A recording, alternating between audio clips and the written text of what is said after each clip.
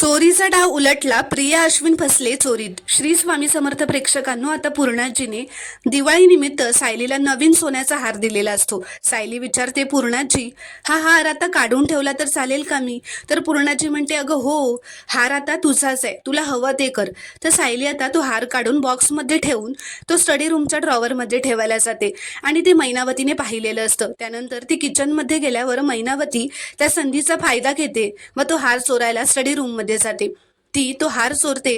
त्यानंतर आता हार चोरीला गेलाय हे सर्वांना समजतं. सगळे हॉलमध्ये जमा होतात. सायली पूर्णाजीला म्हणते, अगं पूर्णाजी, मी सर्वांसमोरच हा हार या बॉक्समध्ये ठेवला होता ग, तरीही हा हार कसा काय गायब झाला? त्यावर आता पूर्णाजी म्हणते, अर्जुन, सगळ्या खोल्या तपास, एकही खोली सोडायची नाही.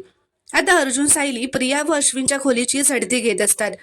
प्रिया व अश्विनला पूर्ण कॉन्फिडन्स असतो की त्यांच्या खोलीत त्यांना हा हार सापडणारच नाही, पण त्यांच्याच खोलीत अर्जुनला कपाटात हा हार सापडतो व प्रिया व अश्विन दोघेही चकित होतात, त्यांना धक्का बसतो. अशा प्रकारे आता मैनावती व सदाशिवने प्रिया व अश्विनवरच ह्या चोरीचा आळ ढकललेला असतो.